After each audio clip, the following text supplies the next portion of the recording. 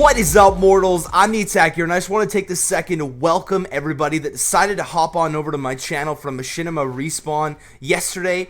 My hopes is that I can bring some sexually pleasing, somewhat comedic content to you guys on a regular basis, and I hope you guys enjoy my channel. So anyways, today I'm going to be touching on a subject that I've got tweeted at, Facebooked at, and asked by a homeless person behind the McDonald's downtown. What are your thoughts, Laine, on shaving your balls? Now, I kind of just took this as a comedic question. I didn't really think about ever talking about it until last night. I had a little moment where I was in the shower and I felt, let's tidy up. Let's clean this whole dealio that we got going on. And I decided to use my girlfriend's leg shaving razor with like the built-in soap cream type deal.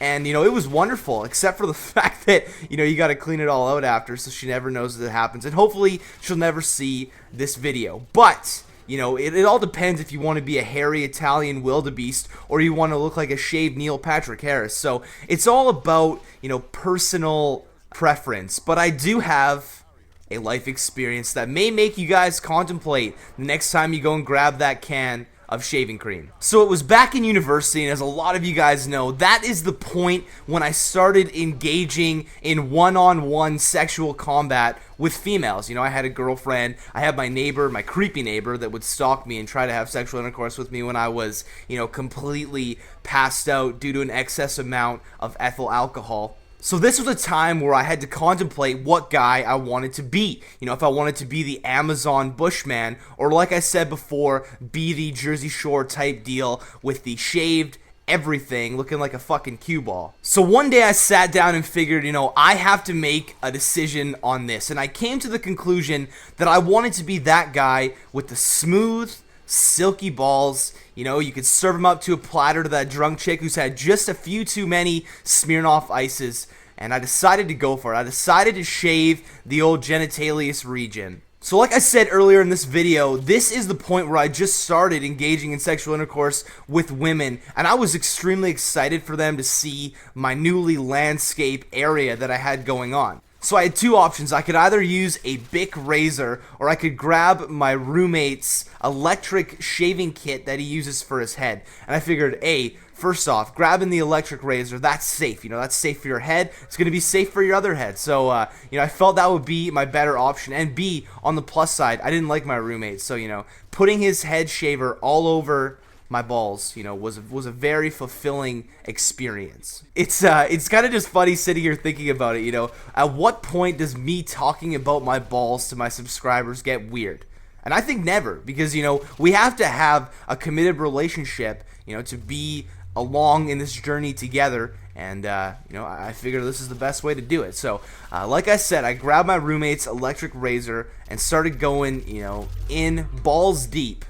No pun intended. So I started out, took a little bit off the top, and gave myself this kind of self-proclaimed nickname, Roy the Barber, because I thought it was funny at the time. And, everything was going smoothly until one point I felt this pain that I've never felt before. I had accidentally jammed the razor underneath my balls, and I had cut my ball sack to pieces. It looked like a fucking Texas Chainsaw Massacre type deal. Like Michael Myers had sliced me up with his fucking machete. And I was obviously scared, I didn't want my freaking balls to drop out because I cut my sack. And, it was a scary moment. And obviously telling my girlfriend about it at the time would have been somewhat embarrassing. So I told my buddy, he brought me down to the clinic, got me all patched up. The thing is, when you start having sex and you're deprived it for an extended period of time, it really isn't the best on your body. And, imagine just starting to have sex with women and, you can't have sex for 2.5 weeks because you cut yourself shaving your balls trying to impress your girlfriend. So I guess the moral of the story, guys, is just be careful when operating heavy machinery around your testicles. Anyways, I just want to let you guys know I did a shit Call of Duty gamer save video on my second channel. You know, the video is doing absolutely amazing. Just a great response from you guys. Make sure to go check it out. Links will be on the screen as well as in the description. If you enjoyed this story about me getting severely punished for trying to impress women and wouldn't mind leaving this video a like, that would be greatly appreciated. Feel free to share any of your embarrassing testicular related stories in the comment section below. Thank you guys again so much for listening. I'm the Attack, and I'm out.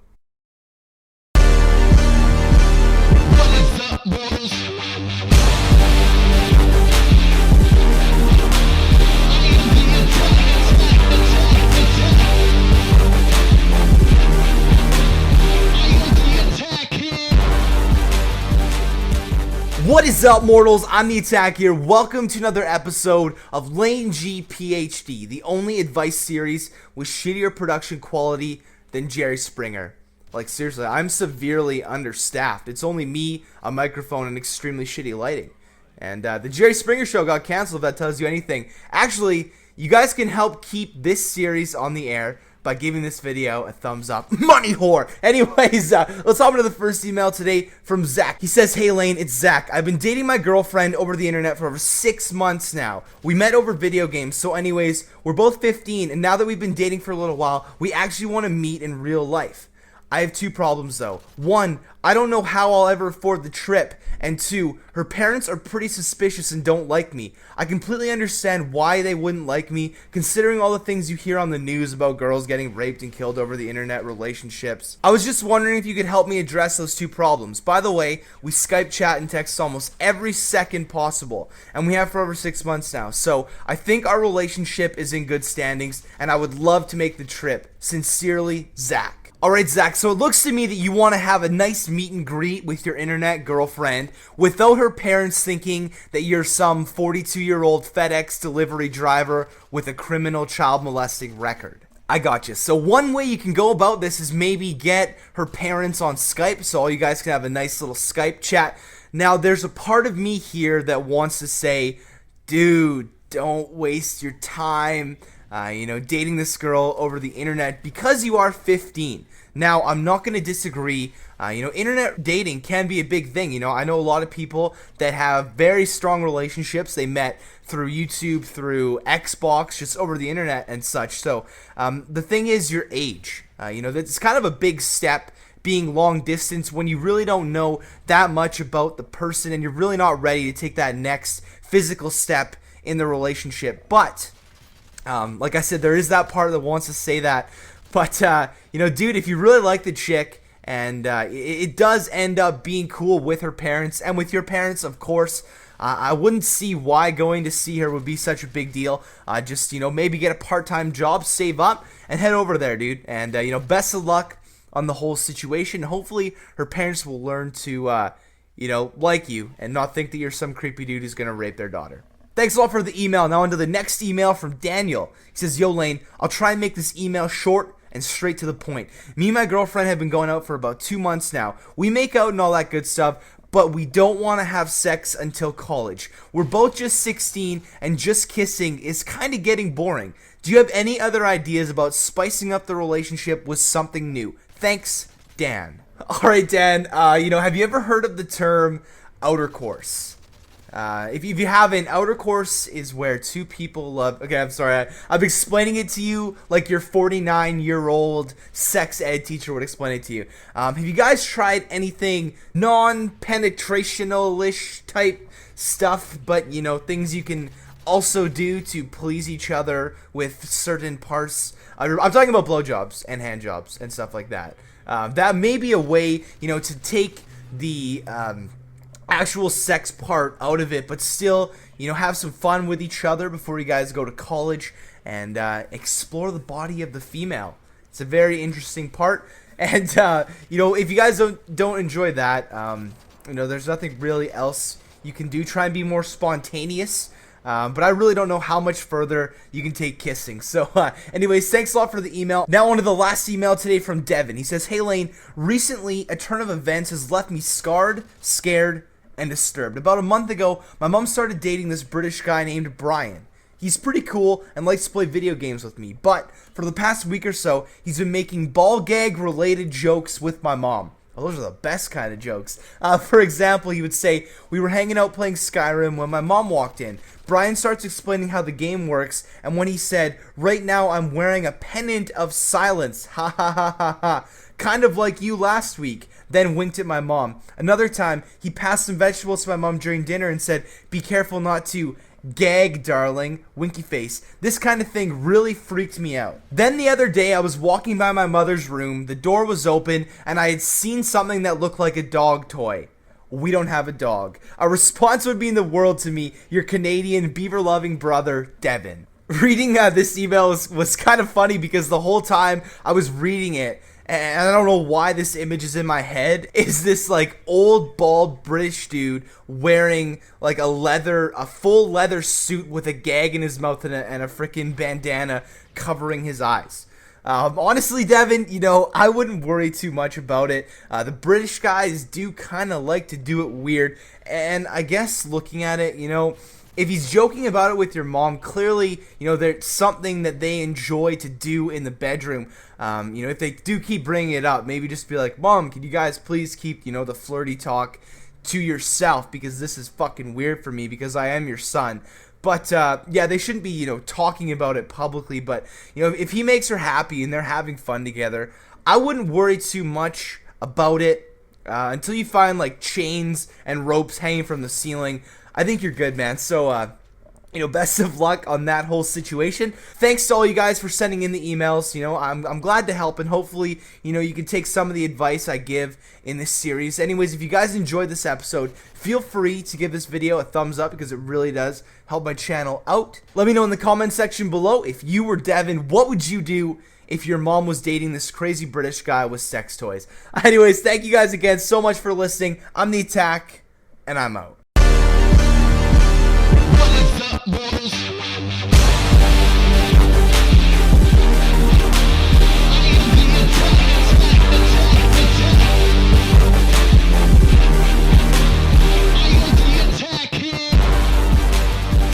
What is up, mortals? I'm The Attack here. In this video, myself and David Brown figured with one of the most romantic holidays coming up, Valentine's Day, we know that our subscribers, we know you guys are a bunch of hopeless romantics, and you know, we figured with all these television shows and all these magazines trying to give you guys tips and tricks of what to do, where to bring that special person on Valentine's Day, we would switch that around on you and give you guys the top countdown of things not to do on Valentine's Day. Now, this particular episode is for the 4% of women that do watch my videos, so we're going to start it out with things girls should not wear on Valentine's Day.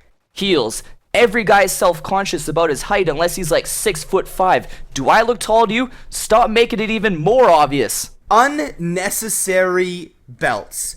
Girls, belts were invented to hold your pants up, not hide that muffin top because you ate too many Cheetos the night before. Bring those belts down a solid 3 inches and use them for their proper use. Way too much makeup. Look, I like birthday cake as much as the next fat guy, but you don't need to put it all over your face. It isn't gonna make me want you any more than that cake.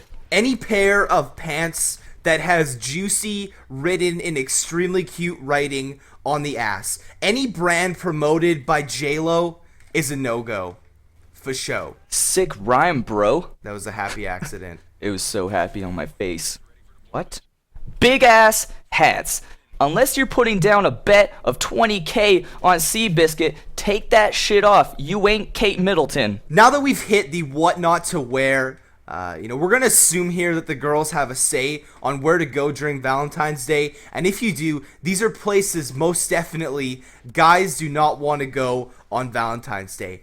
Any Sandra Bullock movie, except for The Blind Side. That was a great film. And The Proposal. Ryan Reynolds' abs are just a delight. Are they not?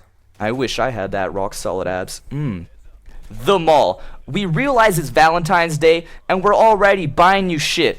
Don't get greedy, bitch. Speed dating. We know that you feel sorry for your chubby friend not having a date, but the last thing I want is to watch you get hit on by greasy guys. Expensive restaurants. You better finish that food. I had to take out an extra mortgage on the dessert alone. Do you know how much DLC costs these days? Now this last place not to go is a definite no-no. The top of any large building. Girls, if you expect us to propose, there is honestly a better chance of us jumping off because we have commitment issues. Now that we know where not to go, one of the top things that you're gonna face, women, is what not to give. And I'm gonna start it off with a shitty BJ. Watch at the very least 3 hours of blowjob videos on the internet for preparation. Your guy's gonna be helping you out. Help him out. When you were saying that, I imagined a diamond commercial. Ladies, this year, give your man the gift of love.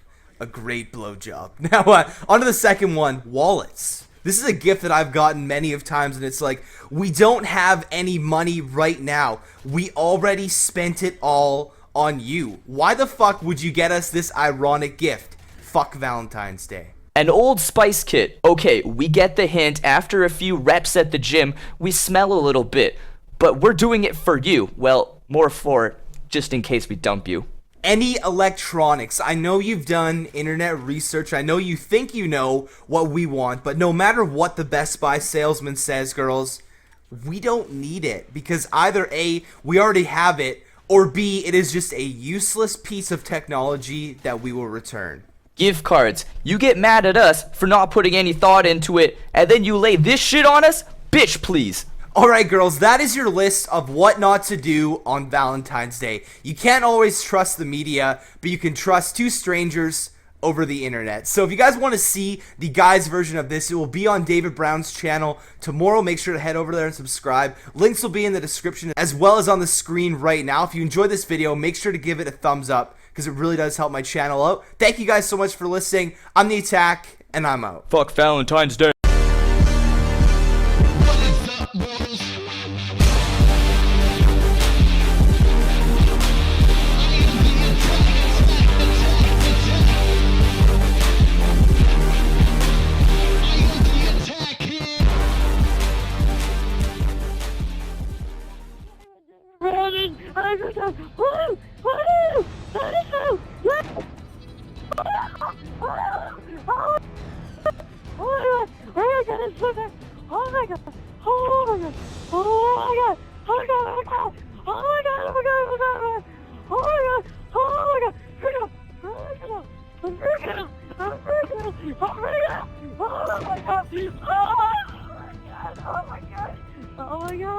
Seizure! Oh my god, oh my god, seizure! Oh my god! Oh my god! Oh my god, oh my god! Oh my god! You can't look at this! Oh my god! Oh my god, everybody look at this! Oh, this really Fucking faggot, shut the fuck up and on that fuck, little bitch. Gotta get it! Oh my god, you guys freak out! Let's practice in your game! You should be freaking out right now! Oh my god! Okay, tag is so awesome! It's so awesome! Now sing with me now! Oh, so awesome! Oh, so awesome! So awesome! Yeah! Oh, yeah! Oh, what's that? Here we go! Oh, single lady! Oh, single lady! Oh, single lady! Oh, single lady! Oh, the single lady! Hey guys, move over! I'm attacking. You guys move! You guys better move, because I'm gonna like ban you. I have a team hack. Let him up. Attack, are you up? Attack, they're not letting you up. They're not letting you up, are they? See? Look at them. Look at how mean they are. It's so mean. I'm gonna tell my dad. He's a lawyer. Move yourself, please. Oh my god, I'm gonna kill this cockball. Oh my god, there's an enemy. Don't worry, Attack. We're safe here. We'll probably get raped in the butthole before us. See? You guys, you're gonna get MOABs up here. Come on, Demon. Come on, guys. Get up here. Oh no, Demon's blocking your way. Guys. Guys! No, not from that way, you guys. Yes, Attack. High five. You can't get nice from up here. Stupid people. We are like pros before pros, right? What is up, boys?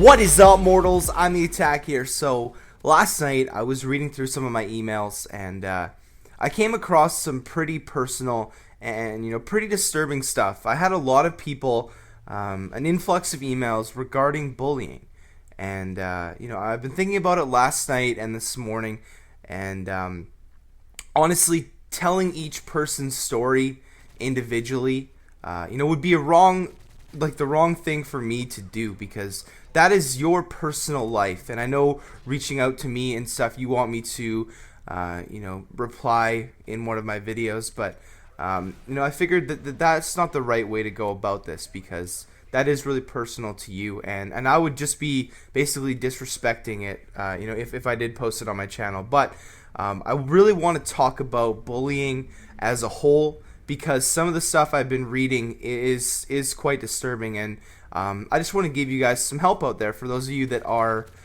suffering from, whether it's, you're at school, or even, adults get bullied as well, and a lot of people don't see that. At the workplace, there will be that one jackass that wants to try and make your life miserable, and one thing that I don't stand for is bullying, and from personal experience, I've never been bullied to that kind of point, but every time that you do see those people, it makes me sick to my stomach. So one thing I really want to start this video off by saying is there is always someone there. There's always going to be a shoulder. There's always going to be someone you can sit down and talk to, and there's always help. There will always be someone at the end of that telephone. And for those of you guys that took the time to send me an email and state your issues and reach out for help, that's impressive. That is really brave of you guys, and I respect every one of you for taking that step, because that's a step in the right direction. And I understand that obviously talking to someone like a counselor or something may be a little bit bigger of a step than emailing me, but the fact that you did email me and you did, go ahead and do that, like I said before, that was really brave, and that was awesome, guys. So I just wanted to discuss it a little bit, because I have had some friends and acquaintances and stuff go through things like this, and in the end, guys, and I'm just gonna come out and bluntly say it, suicide is not the answer, because things will always get better. If you're stuck in school right now and you just think that every day is just dark and you'll never get out of it, and I promise you will, you just have to be strong. And like I said before, if it is really tough for you to deal with it by yourself, go to a friend, go to a family member, go to, phone someone, phone one of these helplines. There will be a link in the description if you do live in Canada, and you really do need someone to talk to. There will be a link in there, and you can go check that out if you are someone that is dealing with some of the stuff like this. But like I said before, there will be a time where things do get better, and no one deserves to be treated like that, especially you guys. And you got to think about it this way: if the bullies, the person that's trying to make your life miserable, if that is their goal and their go-to thing every moment of their life, then their life is pretty fucking sad and pretty fucking pathetic to go and do that and terrorize you to the point of feeling like you have no one to turn to. So if you think about it that way, maybe that may be a way to get over it. But I would strongly recommend, if you're one of those people, and I'm not saying you are, but if you are dealing with something like this, there is always someone to talk to. And just think about it. One day, everything will be better. There's always blue skies ahead. And I don't even know if that's the correct quote. It's just something that kind of came out, and I felt I should say it. But, I love you guys, and I don't like to see you guys get hurt like that. So, best of luck with everything. And reach out to someone else like you reached out to me. And I promise they'll help you. So, thanks, guys, for listening. Hopefully, this helped you guys a little bit. I'm the Attack, and I'm out. What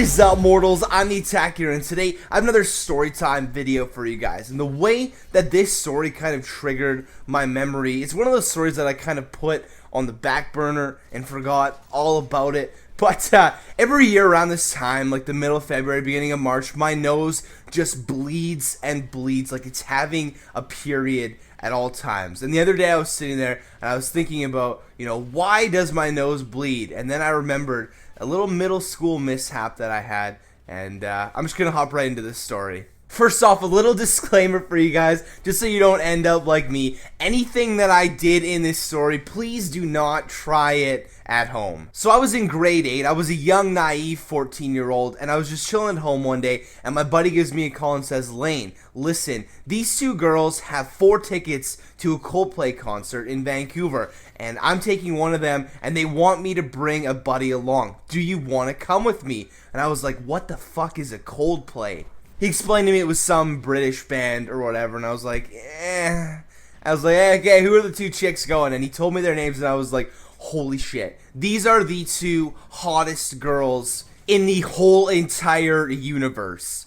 Well, just in our school, but close enough. Anyways, bud, remember that time when I said, who the fuck is Coldplay? I love them, and I would love to come to the concert with you. So I lied to my buddy about knowing who Coldplay was, just because I wanted to spend a night in a hotel with these 2 stunning, insanely gorgeous girls. So I figured if I did a little bit of pre-game research, it would up my chances of actually getting to talk to one of these girls one-on-one. So I went down to the local CD store because my parents didn't really like it when I downloaded music because of all these kids getting these $200,000 fines for, online piracy and stuff like that. Plus my hard drive was already full with porn, so, it's a give or take there.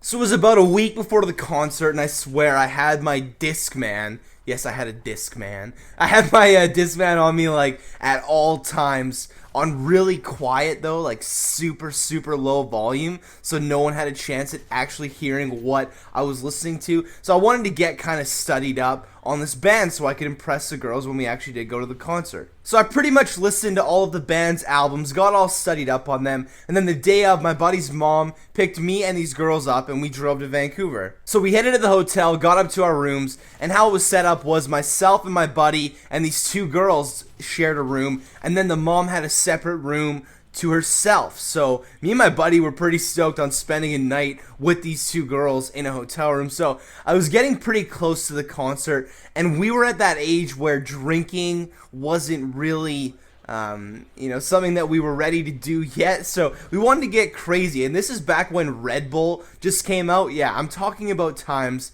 when Red Bull had just come out.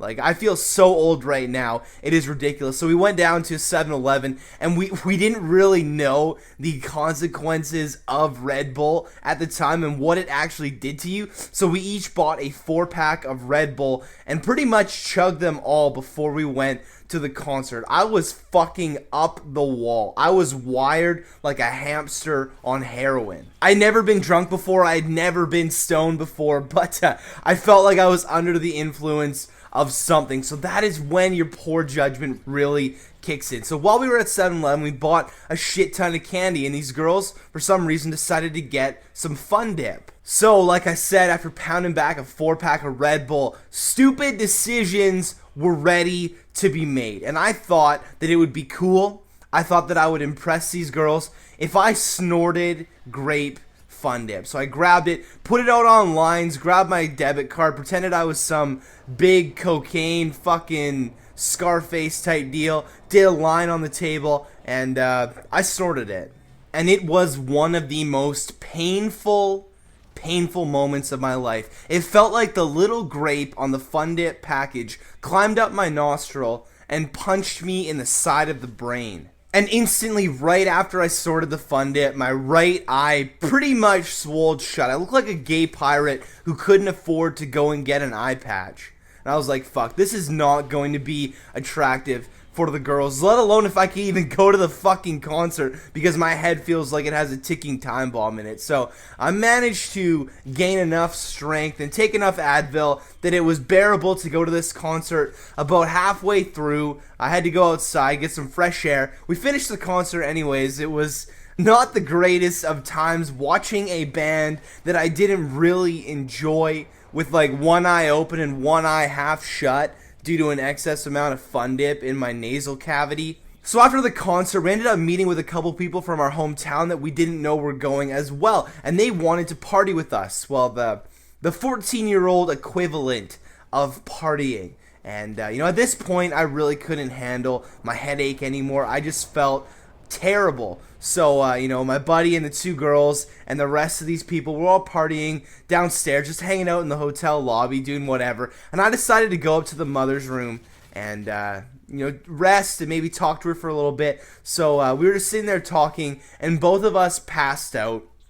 And I ended up spending the night in the mom's room. So the thing is, in the morning, I went to go get dressed. I went to go grab my suitcase from my buddy's room.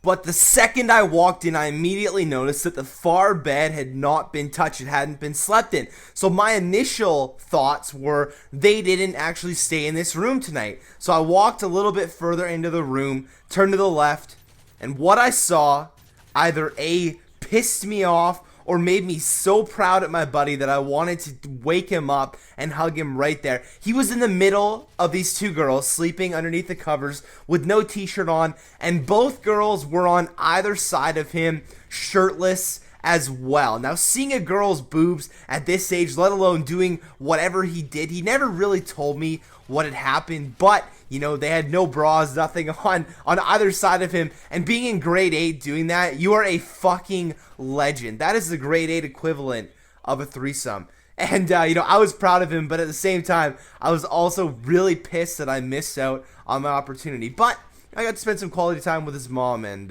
all in all, I had a decent time, except for the fact that my sinuses are fucked for life because I was trying to impress these girls. So if you guys learned anything from this video, don't snort stuff that is not meant to be snorted.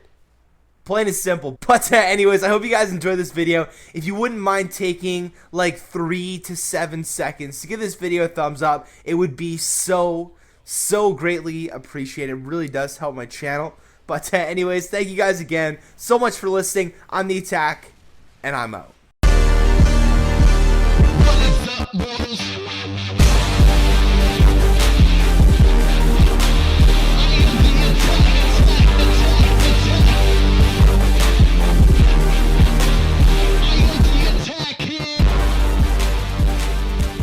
What is up, mortals? I'm The Attack here, and I missed you. And that's okay, because I love you. Welcome to another episode of Laine G PhD, the series where you, the viewer, send in your emails. I read them and respond in a somewhat comedic manner. And 99% of you guys take it super seriously and tell me that I'm an idiot. So in today's episode, as you can see from the title, we have a few interesting emails. So I'm just going to hop right into them. So let's start with the first email today from Caleb. He says, "Hey Laine, so the other night my life changed forever. I was out having a few beer with my buddies and we decided to go to a strip club. We were there for about an hour until I saw something that I could never unsee. My best friend's mom came out onto the stage and started taking her clothes off. I saw my best friend's mom naked. Worst part is, her son doesn't know she's doing this, so should I tell him? She just went through a divorce and times are tough money-wise for them, so I'm assuming that is why she is stripping for money, but does that make it right? I need your help, man. P.S. She's got a nice pair of titties for a mom. P.P.S.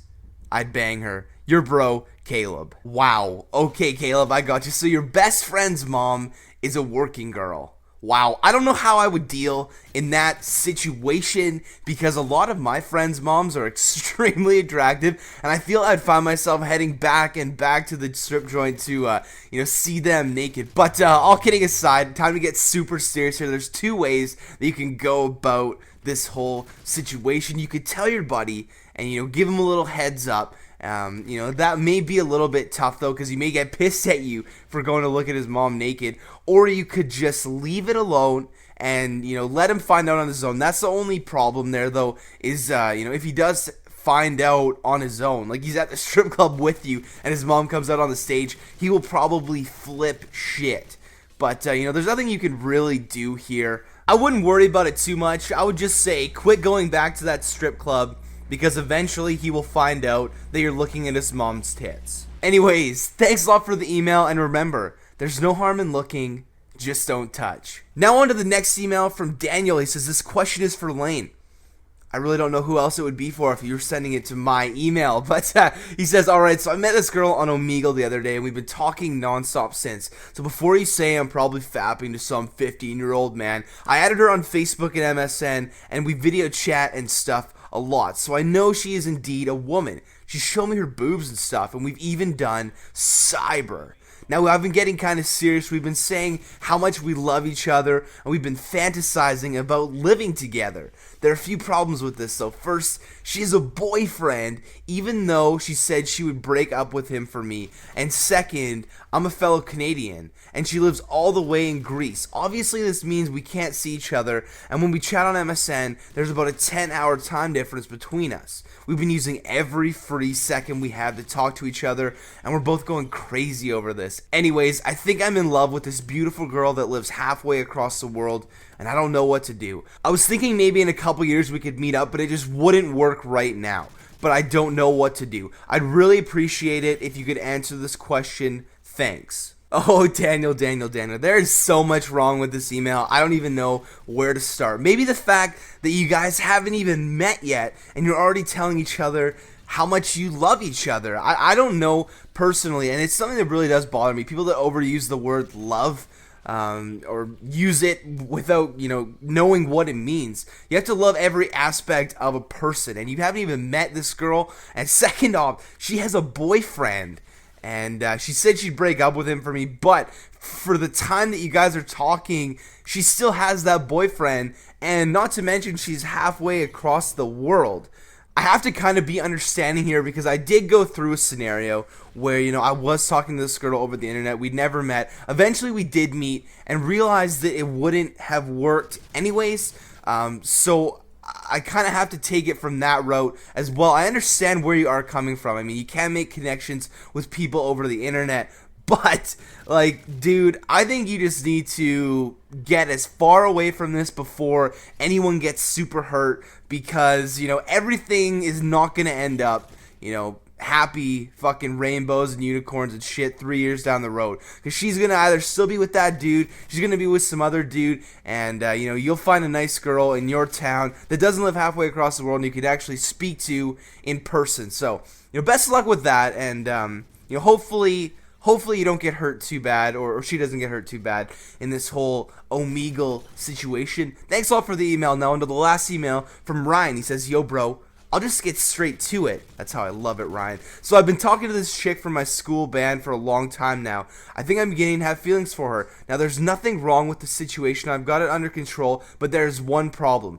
She's 4 years older than me. I'm 14, she's 18. Is this considered illegal? I really think she's the girl of my dreams, but I guess I'm gonna have to forget about it if it means she might get in trouble with the authorities. Thanks, bro. Your Canadian polar bear, Justin Bieber loving bro, Ryan. Okay, Ryan, here's the part where I'm confused. You say you have this situation under control, you know, you're getting in there with a girl 4 years older than you, and you end the email with your Justin Bieber loving bro. Okay? I'm just kidding, it's all good, you know, I love myself some Bieber as well. And on your question, I have done a lot of research in this whole field of what's legal and what's illegal when dating women. And that made me sound like a fucking creeper right there. But, you know, 14, the laws in Canada were changed to 14. So you're good to go if you're in Canada. I really don't know what the US is. But yeah, you said you're Canadian in the email, so you're good to go. She won't get arrested or anything as long as you're over 16 by the time she's 21. And by the math in your email, I'm assuming, you know, that will be the case. But anyways, you don't have to worry about age anymore. And that's slightly impressive that you're going for a girl 4 years older than you. So mad props to you. brofist. Alright guys, thanks a lot for all the emails today. I really appreciate you guys taking the time to send them in. Hopefully some of the advice will help you guys out a great deal with your situations. If you guys wouldn't mind taking a few seconds to give this video a thumbs up, it would be so greatly appreciated. It would give me a rock solid boner. I hope you guys enjoyed. Thank you guys again so much for listening. I'm the Attack, and I'm out.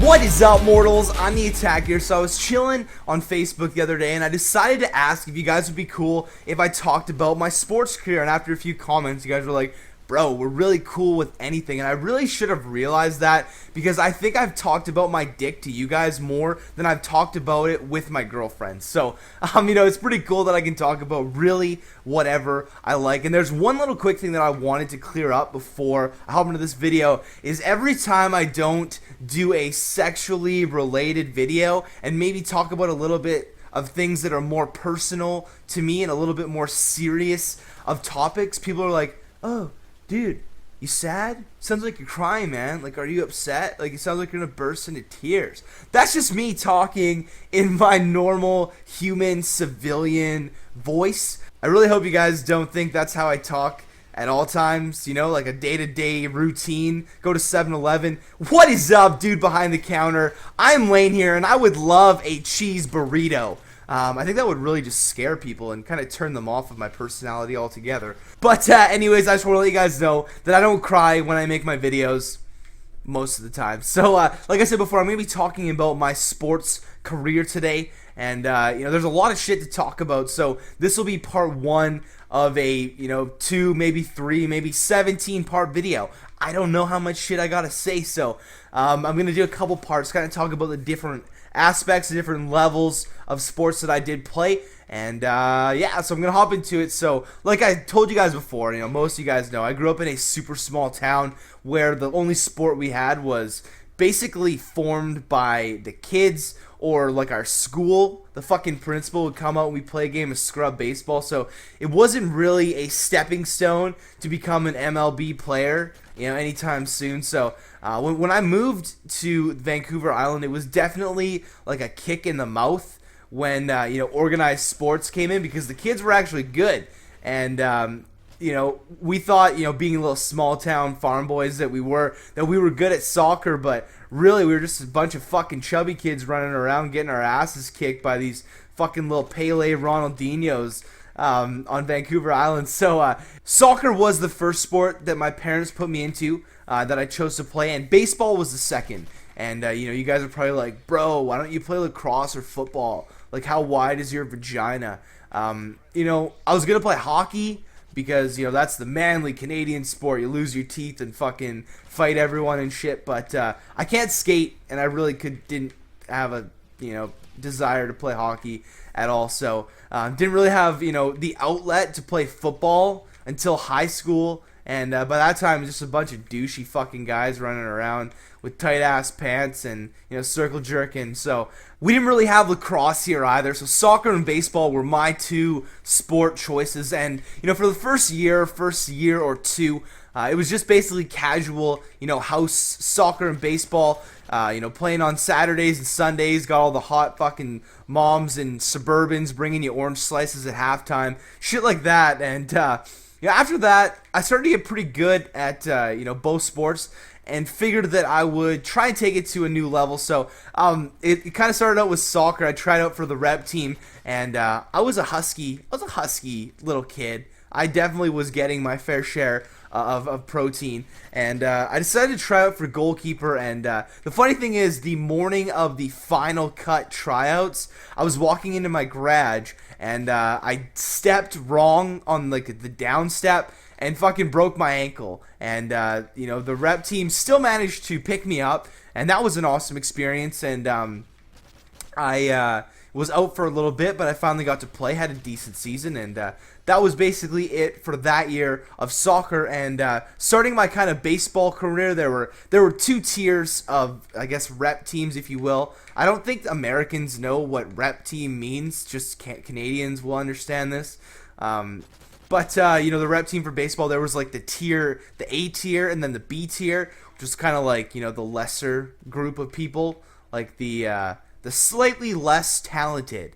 And I just kind of started playing baseball to that level, and I made it on the B team, my first year, and played pretty well, and definitely improved a lot over that season. That was definitely a really nice experience for me to do, but it was really fun, and those are the times you'll remember, when you're 13, 14 years old, playing soccer with some buddies, playing baseball for a rep team, and just having an all-around great time. But anytime after that, things do start to get pretty fucking serious, and that's kind of what happened with me. So I basically continued on with baseball, continued on with soccer. My rep team for soccer, we won the Island Cup a couple times, which was, a pretty decent feat. And I know my buddy's sitting right beside me. His fucking team won provincials like 8 fucking times. So I can't really say much here. Can't really seem too impressed. But we won the Island Cup a few times, and that was awesome.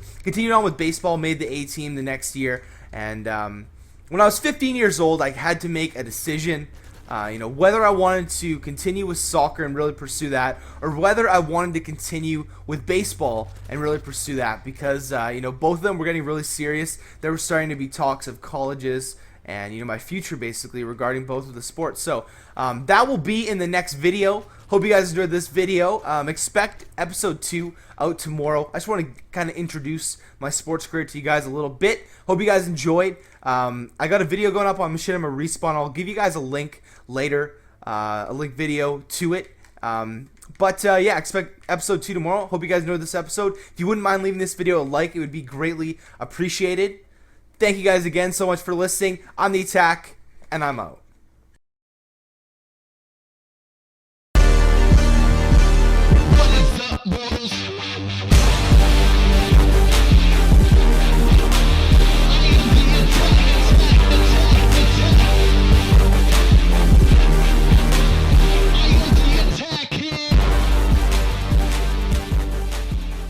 What is up, mortals? I'm the Attack here, and I'm going to be kicking myself in the mouth for making this video. After doing a video like a week or 2 ago saying, talking about gameplay is boring and shit, but today I'm going to be talking about Modern Warfare 3. I'm going to try and explain why. So, I've been having a huge difficulty playing this game lately. It's been like fucking stress. I can't play because I have a stress ball in one hand, so I'm only playing with one hand on my controller.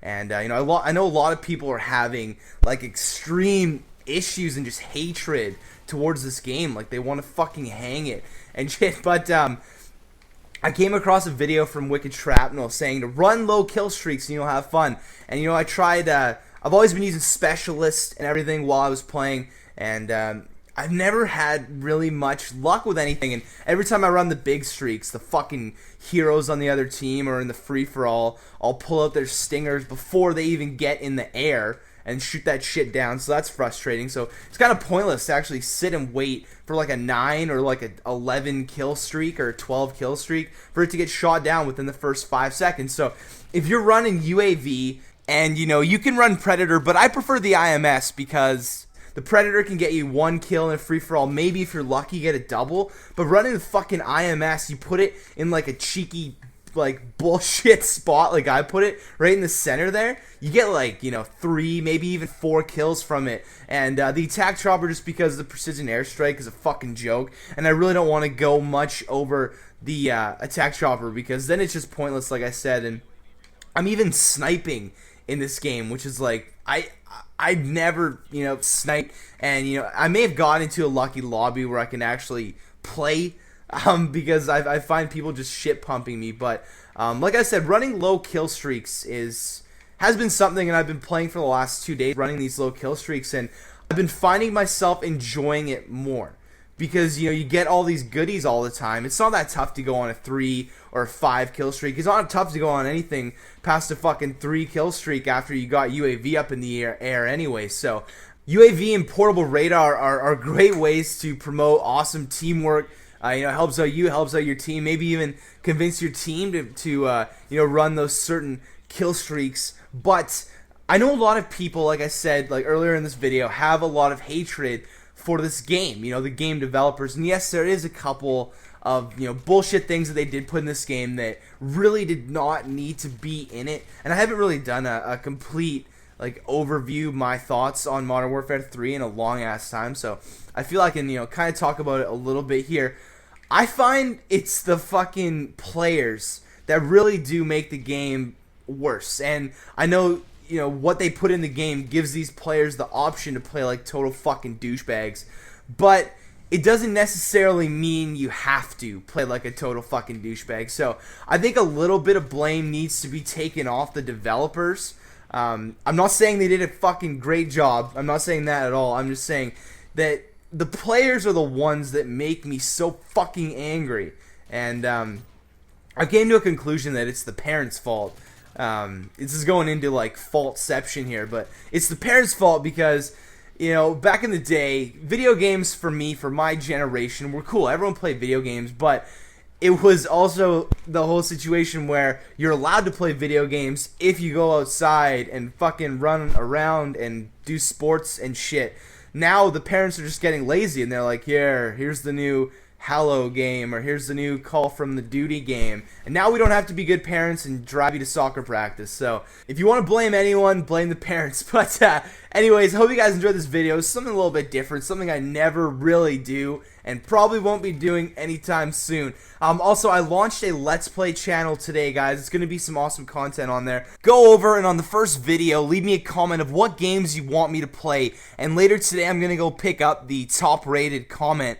And, you know, hopefully you guys have some fun on that channel. I know I'm going to have a lot of fun just playing some games. You can click on the screen or there will be a link in the description. Anyways, thank you guys again so much for listening. I'm the Attack, and I'm out.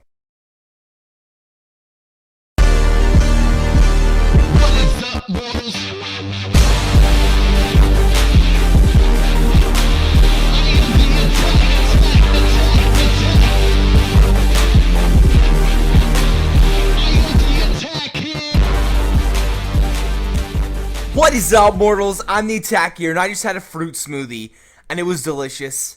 And I don't know why I'm telling you guys this, so on to the video. In today's video, I'm going to be trying something a little bit different. Let's change things up, and change is always good. So what I'm going to be doing is I'm going to be doing a commentary on your guys' comments. It's going to be commentception here. And, you know, I felt featuring some of your guys' funny comments, some of the comments that I found interesting, somewhat humorous, and just downright weird during the last week. And, you know, every Saturday kind of going through them and picking my favorite from every video. So, hopefully episode 1 goes well. So without further ado, let's hop into it. So the first video is the Snorting Fund It Fail Storytime video. And this first comment, we're going to give the first comment ever of this commentary to Alex Sprites. And he said, leave me a thumbs up if you like these Storytime videos. Smiley face. Makes thumbs up with hand.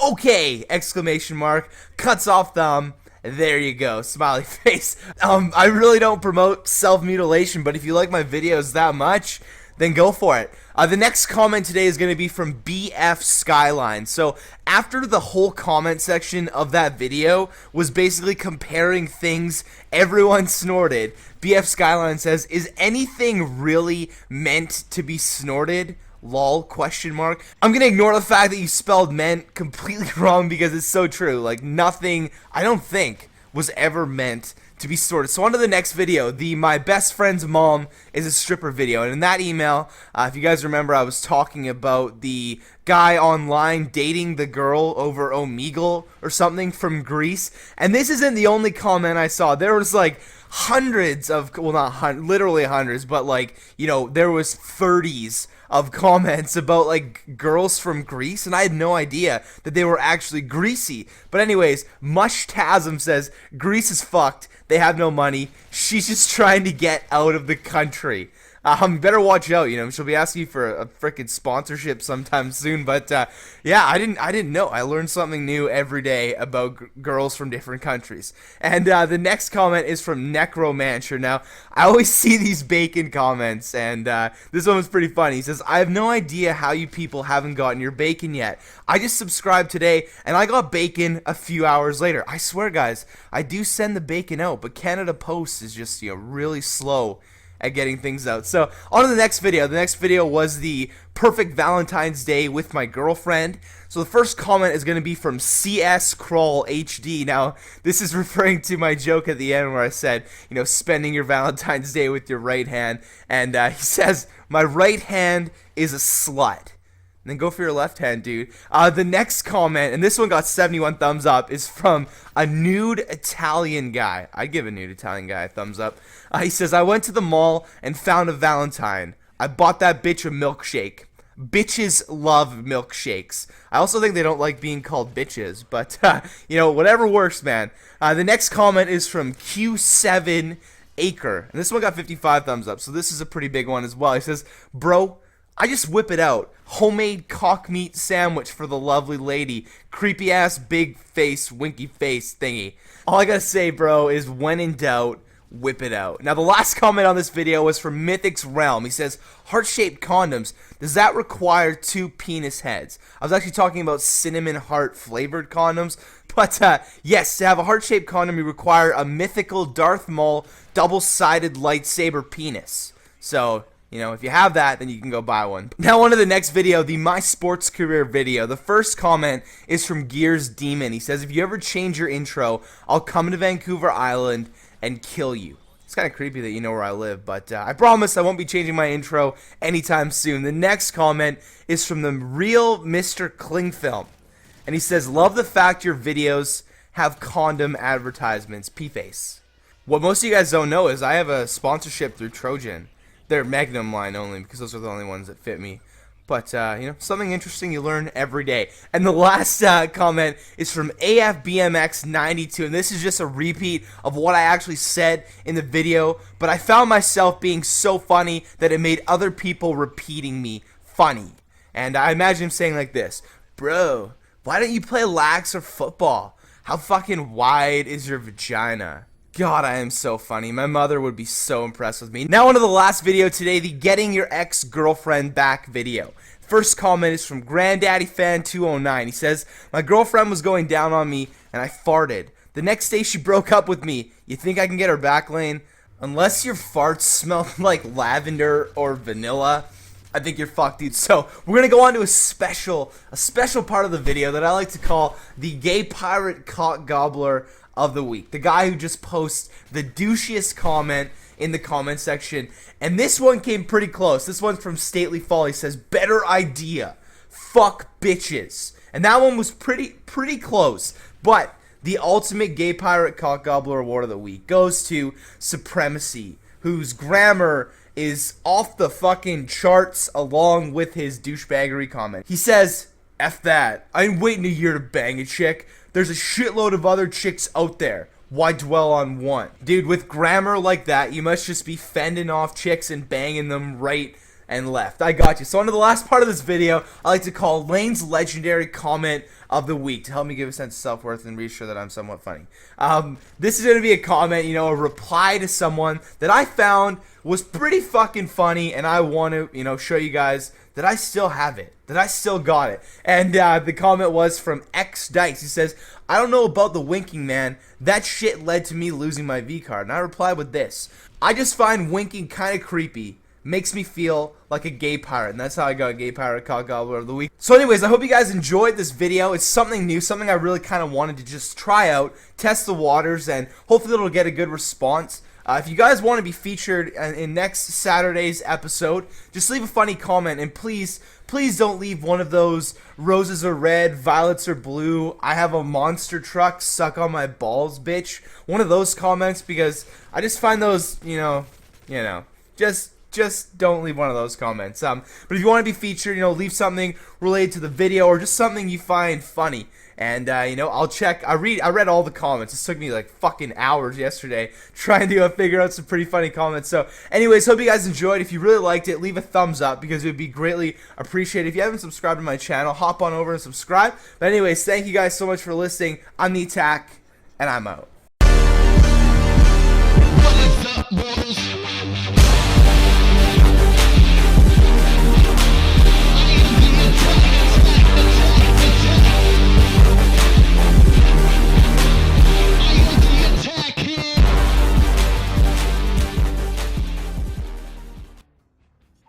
Is it 2009 already? Or 2010 already?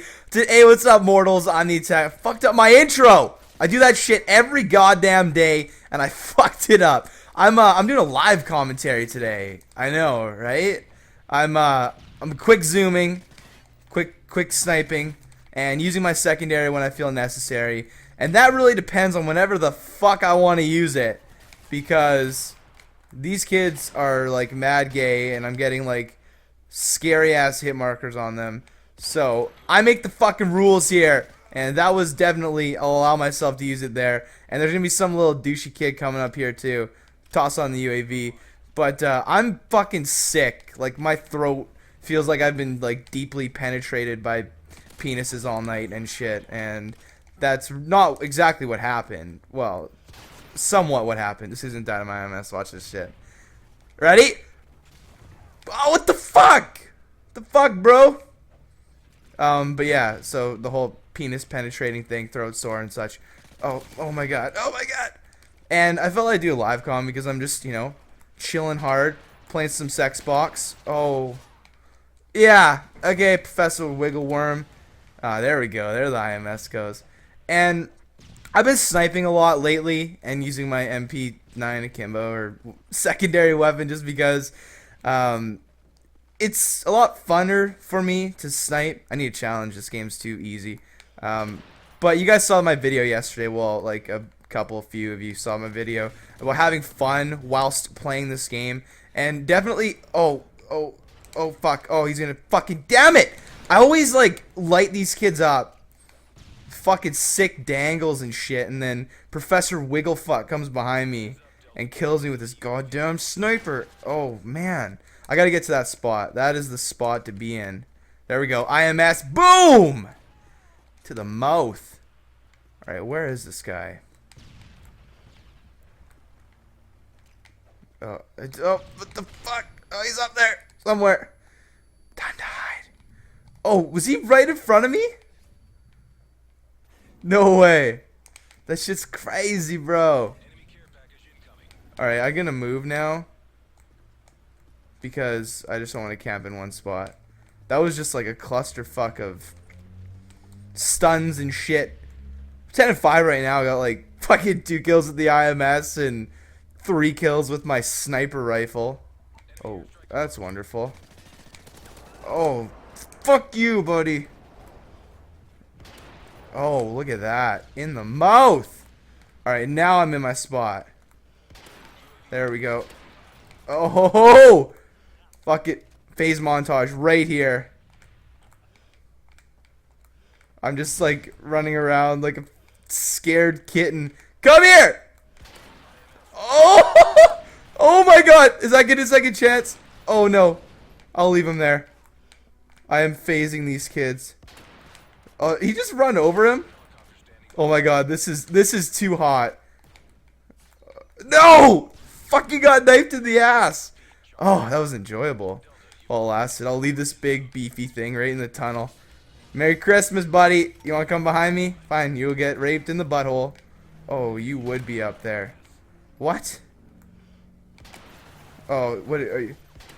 Oh yeah. Oh my god. Oh. Oh, fuck, damn it, I fucking quick zoomed him there, too. Oh, this is like a roller coaster of emotions. I'm loving it. Get out of your corner. Did you not learn last time? Okay. Oh god. Oh, fucking Professor Wiggle douche again. I'm feeling good right. Oh, I could see that. Are you retarded? Alright, I know you're up there. So I'm going to do this and then come back here. Oh, how did that not kill you? Quick zooms only. Oh, no! Oh, man. This guy's on the fucking comeback trail. I needed to hit that shot or any of these shots. Oh, there we go. Alright. Hero's going to be down here. Oh, he's got the IMS too. Cheeky little son bitch. Alright, I really need to clutch this shit because I don't need that fucking dude winning this game. This is my game to lose. Oh god. Something is coming. Where the fuck? Oh! Damn it! Oh, this is frustrating as fuck right now. Because there's shit in the air. What the fuck is that? Oh, how are you not dead? Oh, there's so much going on! I don't know what to do. Oh, there we go. Oh, no, I missed. I hit it. Oh my god. Oh, fuck! Oh my god, this is like... Oh, I'm so fucking hard right now. I am so hard right now. No homo. Oh. Okay. No. Oh. How do you destroy that shit? Oh, it almost got him too after it fucking got destroyed. Oh my god. Are you guys like up and down right now too? This is like a Twilight movie. Oh, I almost got turned on by that kid. He's gonna be right here. Quick zoom. Oh! Off the spawn. Off the spawn. Killed 420 weed smoker air moon. Watch this shit. Bye-bye. Oh my god. That was... Oh, I just came. Literally. And if you guys could come all over your keyboards as well by hitting the like button, that would be greatly appreciated. I think I might do some more live comms after because I just got a fucking workout in. That was wonderful. Thanks guys so much for listening. I'm The Attack, and I'm...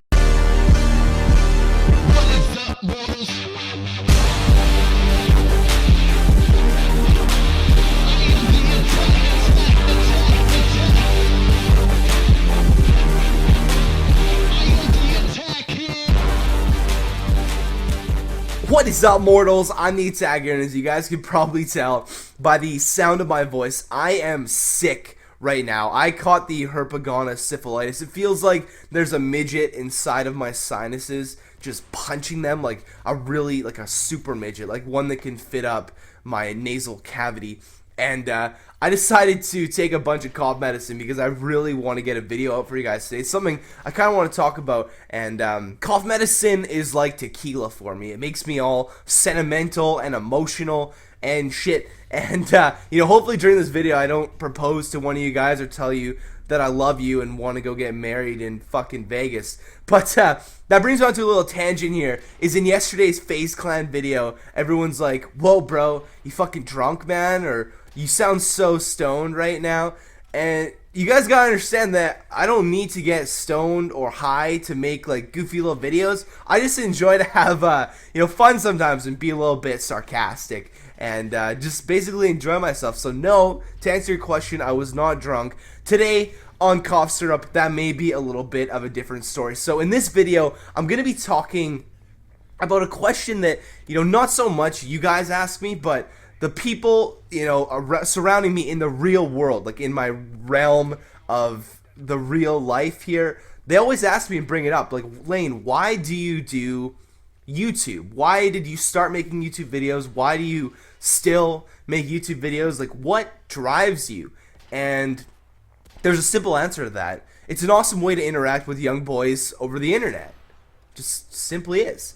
I'm just kidding, guys. But, you know, just for shits and gigs, in the comment section below, just type your age, and I'm going to run a macro on that so we can kind of get an idea of my average age viewership. And I mean, I'm sure I have some older people watching my videos, most likely police officers and Chris Hansen from Dateline NBC. But anyways, all kidding aside, it's that drive to entertain inside of me. It's something that I was born with, and I was never really a good actor per se, you know, always feeling like I was the life of the party and everything like that, but I never really got into acting and screen, stuff like that, anything on screen.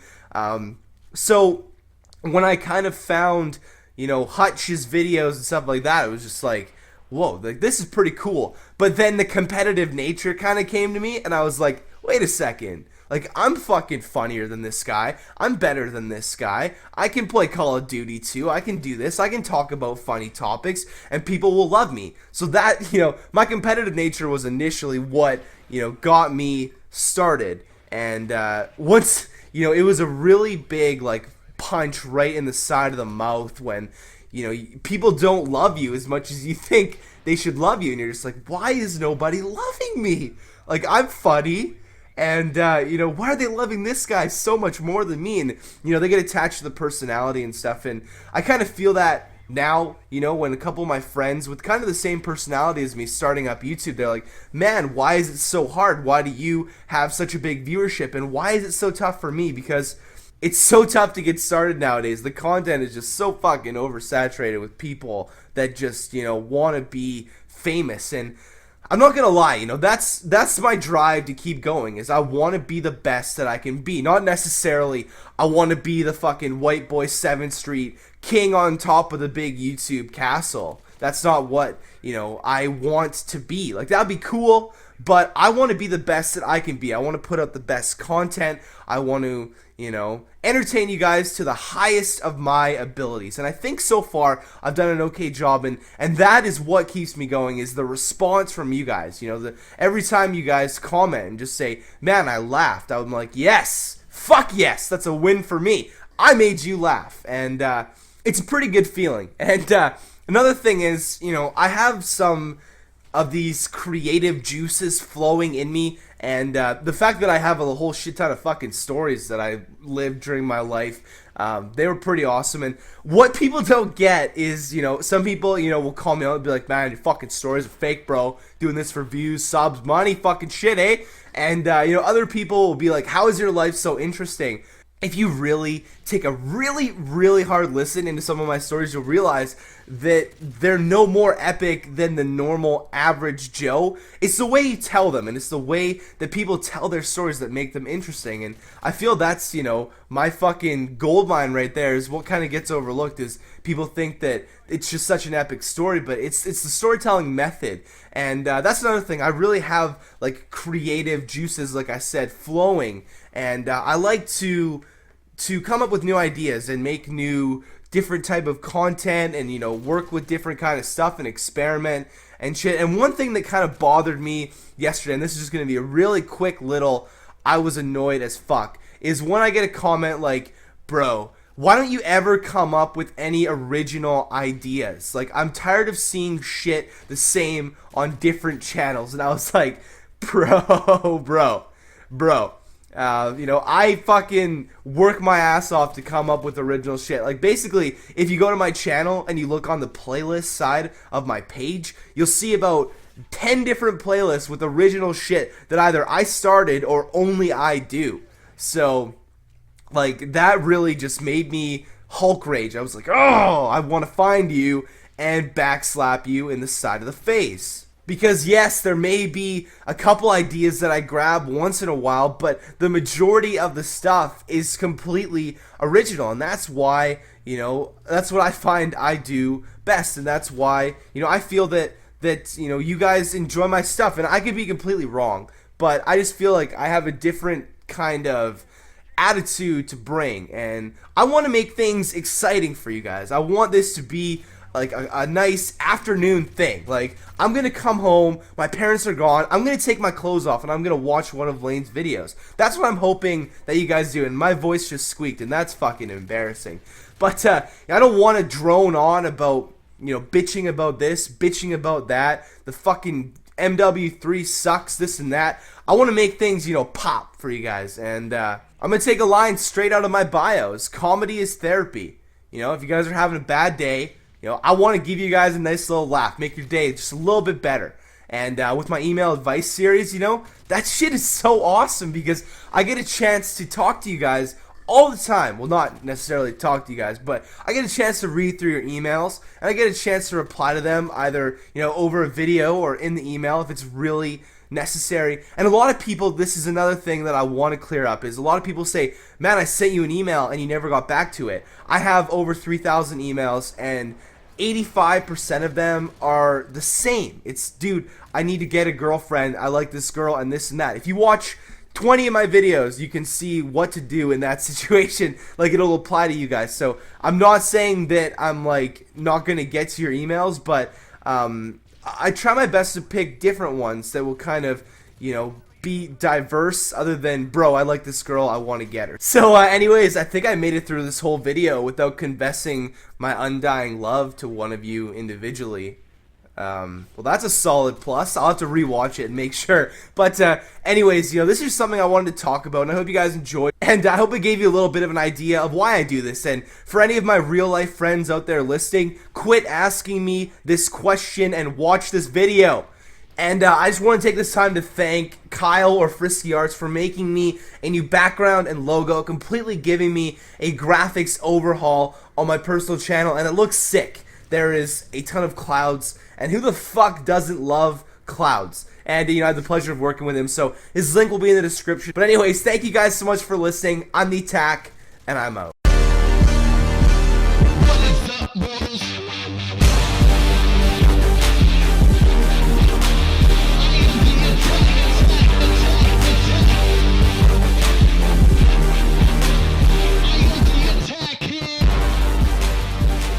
What is up, mortals? I'm the Attack here, and I don't know why in every intro I say I'm the Attack here. I mean, you guys are on my channel, you're probably expecting me to be me, and I don't know who you would be expecting to be on my channel. And you guys may have to excuse me because I've taken an excess amount of cough syrup again, and like I said yesterday in my video, I may confess my undying love to one of you whilst doing this video. But anyways, I'm going to be talking about my sports career part 2 today. We're going to be getting into more of the grown-up shit, not the, you know, playing a little bit of scrub baseball in the backyard, but more about, you know, colleges and future and big-ass decisions that I had to make. So, like I said before, I was 16 years old, and I kind of had to make a decision whether I wanted to play soccer or, sorry guys, a football, play the football for all you guys who, in the comment section, we're fucking Canadian, and we call that shit soccer, okay? So,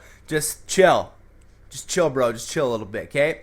And I had to make a decision between football and baseball, and this is a really tough decision for me because my heart was always in baseball. But, you know, the people that have really helped me out, like my best friend's dad ran the league, and he was just an amazing fellow. And, you know, one of my other good buddies' dad was my soccer coach. He was this sassy Irish dude. He'd always say my name wrong. He'd always call me Laine, like the girl. He'd call me Laine. And that's what made it super hard for me to kind of phone him and let him know, like, this is the path that I want to take. Like, I just have a love for baseball. I really think there's a future in it. You know, I can go to school, I can go to university with it, and he was completely understanding, but there was always that moment of regret where, you know, you feel that you could have accomplished more, and you know, you really wanted to put the effort in and, you know, kind of show your skills in both sports. But like I said, I decided to choose baseball. And things started to get pretty serious. I started to play some pretty high-level baseball. Now, during the season, you know, the regular season, I was playing the top level of baseball in British Columbia, and basically in Canada, I was playing for the Premier Baseball League. For those of you guys in the Vancouver area, or, you know, anywhere in British Columbia, you may know of the PBL. You know, like I said, the Premier Baseball League. You know, I played with Brett Laurie. I played with Scott Matheson. You know, Brett Laurie played on the Blue Jays last year. Had a fucking killer end of the season with the Jays. And I actually struck him out twice and popped him up once. So I didn't end up making it to the big leagues, but that is an accomplishment by itself. And actually a funny story about Brett. We were down in Arizona for the Fall Classic, and we were down there for the BC Scout team, and it was the bottom of the 7th. And there was 2 out, runner on second, runner on third, and Brett was playing short, and there was a pop-up to second base for us to win the game, and he ended up coming over from short, calling the second baseman off, hit the heel of his glove, drop, both runs scored, and the team ended up losing 4-3. So, that was, a pretty big error at that point, but it doesn't matter because he's in the fucking MLB now. I just thought, that was pretty cool. Something to say you played with a major league player. And, yeah, so like I said, things were starting to get pretty serious. I was a pitcher, and for the first bit of it, I kind of had to... I was like Charlie Sheen from that fucking movie. I can't even think of the name, where he has like the mullet and he's like the big, like the fireball thrower. And, I could throw the fucking ball. Like I think when I was 16, I hit 86 or 85 down in Arizona with the Heat. But still, that is pretty, big for hitting, 85 miles at, 16 years old. And the only problem was my accuracy, and it was a whole mechanics deal. I had more of a three-quarter, release than I did, straight over the top. So my curveball, I really didn't have a curve. I didn't have a changeup. All I had was this hard slider that was probably around 82, and a really big tailing fastball, like in on righties like crazy. I know I'm using baseball lingo. Some of you guys probably don't understand this, but it's kind of fun to talk about. So what I had to do was basically fix my mechanics, and what that did was bring, my speed down a little bit. I was probably down to, 82, 83. It's not really a huge deal at that point, at that range. It's once you get up to the 90s and the 92, 93, that where 1 or 2 miles an hour makes a huge fucking difference. And I'll tell you, I played against someone who was throwing about 94. Kid was about 17 years old, throwing about 94, and you really get a look at how tough baseball actually is when you got that coming at you. But it was a pretty awesome experience with baseball overall. I had a chance to get picked up from a couple, really awesome teams like the BC Scout team. Like I said, we went down to Washington, we went down to Oregon, we went down to California, we went down to Arizona. We played against the New York Yankees Scout team.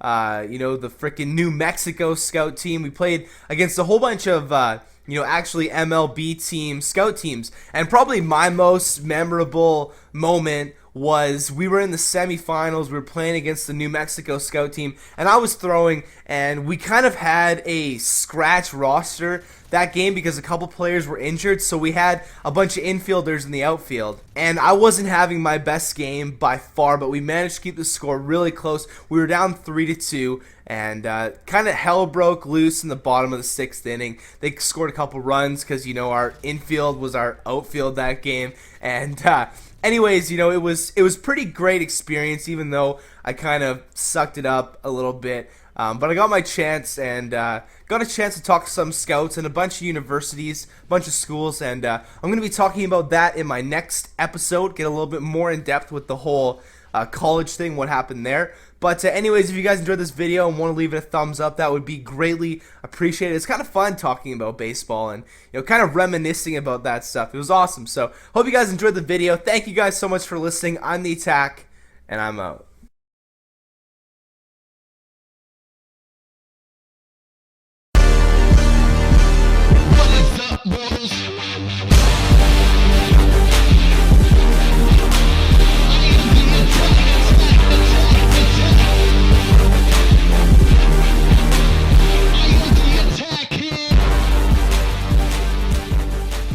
What is up, mortals? I'm the Attack here, and I'm doing another live Quickzoom commentary. And yes, it is Quickzoom because this is my channel, and I make up the rules. And I didn't fuck up my intro that time because I've been practicing, no big deal or anything. And in my last live comm, you guys saw me just FaZe on people's faces, like in their mouths and on their stomachs and everything. And the guys at FaZe were like, bro, we need to see some more elite skills from you. So I figured I would upload another live commentary because I am full of piss and vinegar right now. And if you really think about that statement, full of piss and vinegar meaning being extremely energetic, if I was pumped full of piss and vinegar, like equal parts piss as well as vinegar, that's a recipe for a fucking stomach ache, not, sorry, I got sidetracked because this guy wants to fuck with me. Yeah, I'm full of piss and vinegar, which means I'm excited and extremely happy and energetic. I would want to go throw up in a bathroom, in a dirty, dirty bathroom. But I'm practicing my quick zooming skills. Oh, I'm not doing so well today, though. Oh, in the mouth. And, yeah, hopefully this video will get me into FaZe. And if you guys really believed that I was getting into FaZe, then clearly my sarcasm is not great. My acting skills are not great because I am not in FaZe. I will never be in FaZe. There's no FaZe in my future. And I got the trusty MP9 secondary to get me out of sticky situations like that. And now, I believe I'm going to spawn kill these guys. Oh, what? Fuck, I keep dying to this girl. Evil chick. Ah, makes me so irritated. But, that one video, the commentary, or what the fuck was it? The Why I Do YouTube video. I asked you guys to pop down your age. I was like, bros, leave me your age so I can stalk you over the internet even more. And you guys left your age, and I said I was going to run a macro on it. The fuck is a macro? Like, I really honestly don't know what I was thinking. And I ran my own version of a macro, or whatever I felt was macro, which means I looked through like four pages of comments and came to the conclusion that you guys are around 15 years old is about the average. So that's pretty cool. It's, you know, just about the age where you guys are starting to get bi-curious about, you know, sexual things, which completely plays into my fucking wheelhouse for my channel. Oh my god. Sticky situation again. This game ain't gonna be no fucking Quickzoom, and this game's gonna be straight up MP9 gameplay, but I really want to get my eye. Oh my god, that was a trap. You just got trapped. You got punked. Where's Ashton Kolchak here? Or Ashton Kutcher to punk you. But yeah, I don't know where I'm going with this. I'm lost. I'm like a lost puppy. I just oh with the double. Oh, I almost had the triple. Game was like, you know what, Laine, you've already had enough. You've had your share.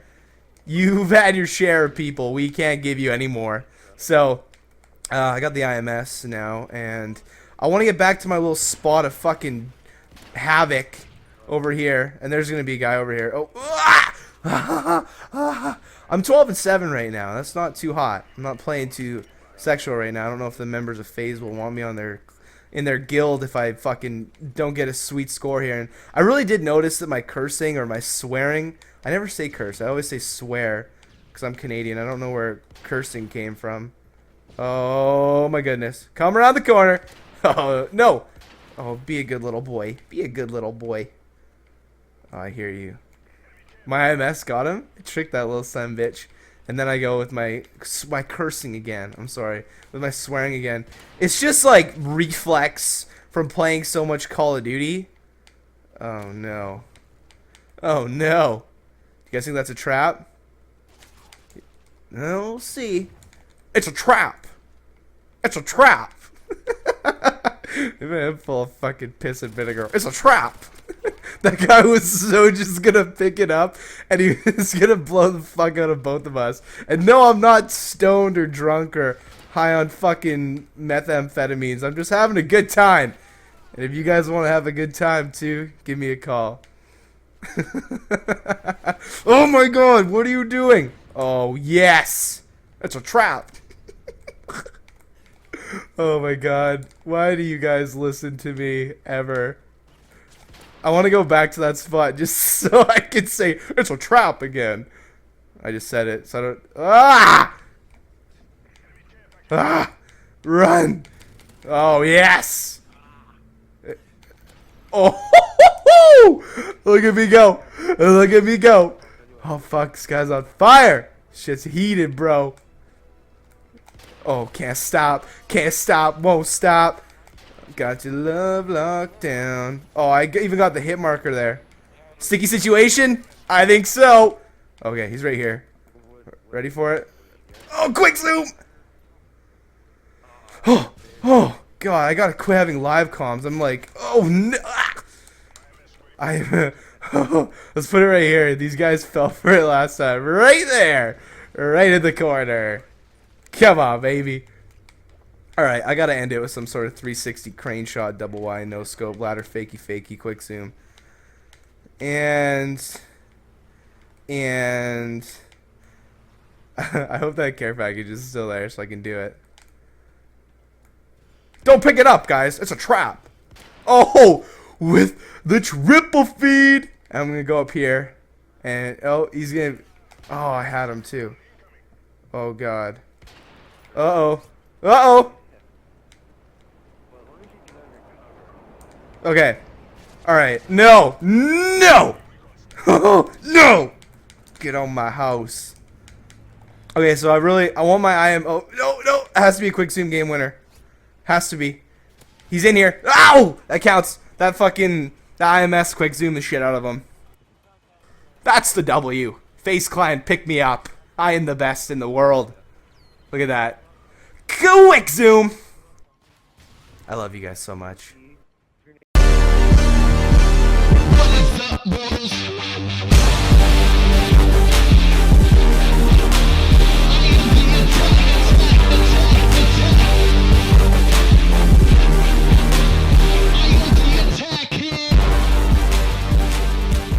What is up, mortals? I'm the Attack here. Welcome to another episode of Laine GPHD, the only place where I can pretend to be a doctor without getting arrested. And I really think I would have a sexy accent. I just feel that my sexiness level would get brought out to a whole new extreme if I had an accent. I don't know if that was Australian or English or whatever it was. That has nothing to do with anything. I'm really bored. I live an extremely boring and lonely life. So that accent impression to start this video made my day, guys. So thanks for that. But anyways, like I said earlier, welcome to another episode of Laine GPHD. We have some pretty awesome emails today, so I'm gonna hit it off with the first one from Josh. He says, so for a while now, I've been sexting this girl at my school. She's a senior, but I'm a junior, smiley face. But anyways, the problem is we don't have any classes and I only see her like once a day. We barely ever talk in person because of it. She's DTF and I am too, obvi. I feel like it's almost awkward to talk in person. I don't know why, it just is. She lives in my neighborhood too. She'd be an awesome fuck, but nothing more than a bang buddy. I could probably hook up with her after school and do it, but she's usually busy, and with lacrosse coming up, I'll have legit no time. Let's make it happen. What should I do, bro? That was the ultimate bro email. You had sexting in there, you had lacrosse, you had bang buddies in there. I feel like I accidentally went back in time, jerked off into a can of Natty Ice, and impregnated a woman at a Dave Matthews concert, and you are the spawn of that. I feel like you're my son, Josh, and I really just want to take you out back and throw the baseball around. But first, we got to help you with this situation. So one thing you could do, and I understand that, you know, texting is a lot easier than being in person because when you're texting, you have time to kind of orchestrate the conversation and kind of develop and figure out what you want to say. But when you're in person, everything is like wham bam on the spot. You know, you're probably sweating, you're a little bit nervous. So one way to go about this is something that I've done before. It's a way to take a relationship, not necessarily a relationship, but it's a way to take this to the next step without actually going on dates, because if you hang out and you start talking to this girl in person, someone's going to start developing feelings. And if you want to be, you know, you want to have her just as a hookup, just as a bang buddy, and no, I'm not a total cunt fuck here. I'm just trying to give the bro help in his email because he is my child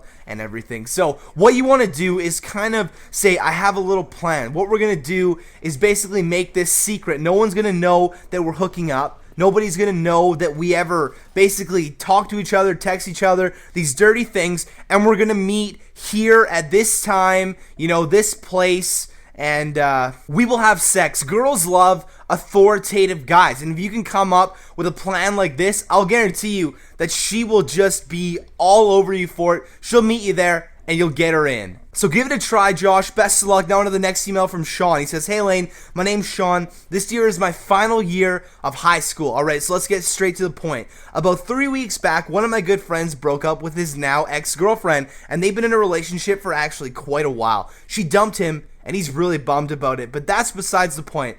I've liked this girl before, and now that she's, air quote, on the market, my feelings for her are actually getting stronger. I've known this girl for about 2 years now. We get along great. I make her laugh. She makes me smile. I feel really comfortable around her.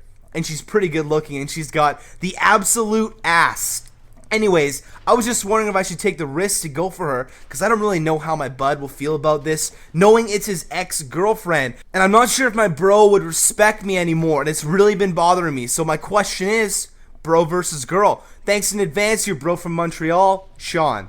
you're playing with fire here, Sean. Every time a friend breaks up with their girlfriend, that girl, to you, is off limits for life. Just imagine a CSI Miami crime scene. That girl is in the middle of the crime scene. There's ambulances, police officers, caution tape, and a whole bunch of semen. Well, maybe not the semen, but that's how you gotta look at it. You are not allowed to go in unless you're a fucking police officer or, like me, a doctor, obvi. But you're just a civilian, so you ain't getting past that tape. It's always the saying, you know, male comrades before women that sell their bodies for money. And it's so true, because friendships are forever and girls come and go. You don't need to dip your foot in the water here. And clearly, if your buddy broke up with her, she's not doing it right. So anyways, thanks a lot for the email. Now on to the last email from Dara. Yes, from a girl. I love it when girls email me. She says, "Hey Laine, me and my best friend really like each other. He seems like he wants to ask me out, but is afraid. I'm also afraid to ask him out, and to make matters worse,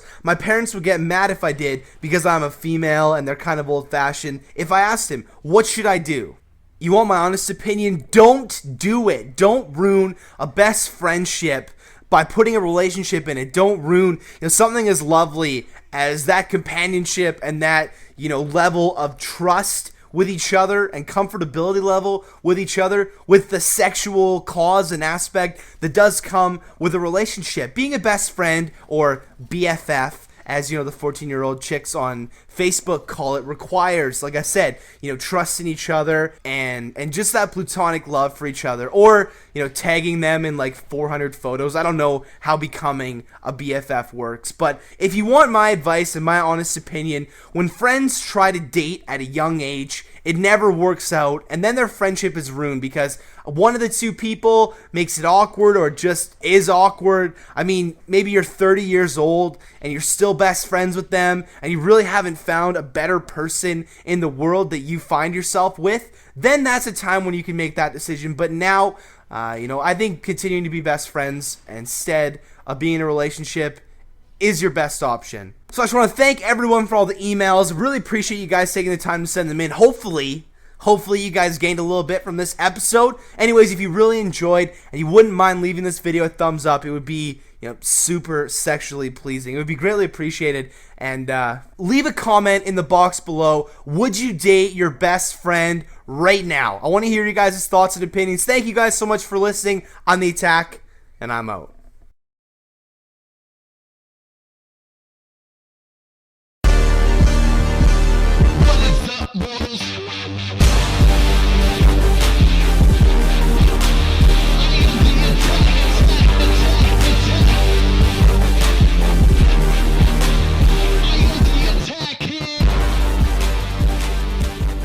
What is up, mortals? I'm The Attack here. Hopefully you guys are having an awesome Saturday, and hopefully this video can make it just that little bit more sexually pleasing. So today I have another story time video for you guys. It's about a few embarrassing situations, all regarding this crazy chick, the craziest chick I have ever been with. This girl should be locked up in a straitjacket in a mental institution, eating a buffet of pills every single day. She was absolutely fucking batshit crazy. So I felt like it was my civic duty to talk about it with fellow bros over the internet. And a lot of people come to me and they say, "Laine, you've got to be out of stories by now, man. You've told so many." That's where you're mistaken, my friend, because I keep some stories locked so deep in the vault of awesomeness so I can just pop them on you once in a while. And sonny boy, I tell you, I have many of tale from my childhood. So let's fucking rock it. So this girl was from the window of time between my ex-girlfriend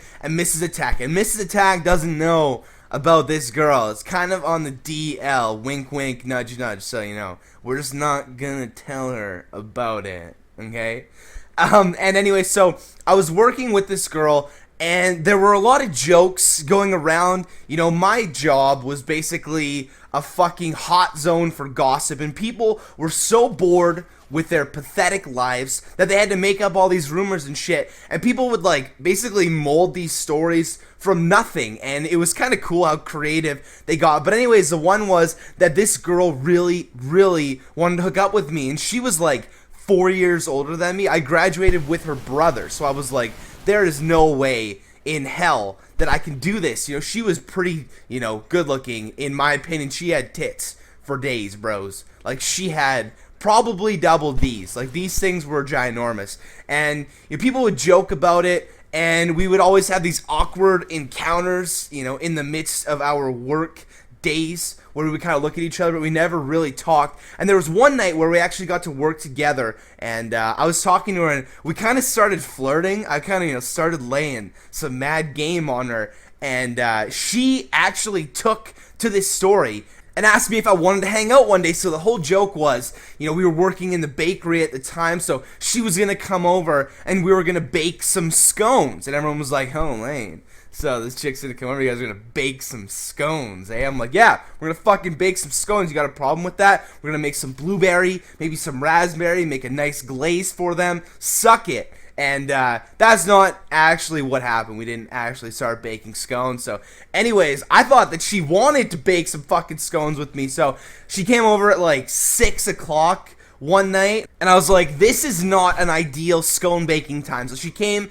inside, and my parents had literally just left to take my dogs for a walk. And we went inside, and she's like, oh, show me your bedroom. And I was like, okay, like, why do you want to see my bedroom? So I ended up sitting down on my bed and basically looked at each other for like 10 minutes, and it was like a National Geographic magazine. Boom, she pounced on me like a wild lioness, and clothes were ripped everywhere. You know, they came off so fucking quick, and she got on top of me, and you know, we started going pretty hard and deep at her. And the thing I didn't account for is that my parents may have forgot something whilst taking my dogs for a walk, so they'd ended up coming back like 5-10 minutes later, and they heard us in my bedroom, and my mom just hammers on the door, and I ended up getting dressed. This girl is fucking embarrassed as shit, and I had to go upstairs. I talked to my parents. My dad says the one line to me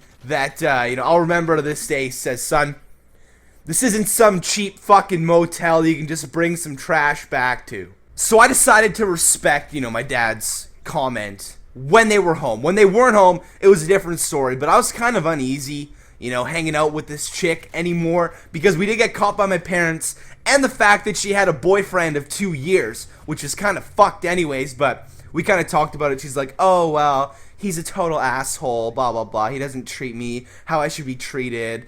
And I'm like, so you're sleeping around with, you know, all these guys? She's like, no, just with you. So I asked her to come over a few days later, and we did the whole, her boyfriend actually found out we were hanging out, and I was like the whole gay friend, like, oh, we're just hanging out, baking scones, haha.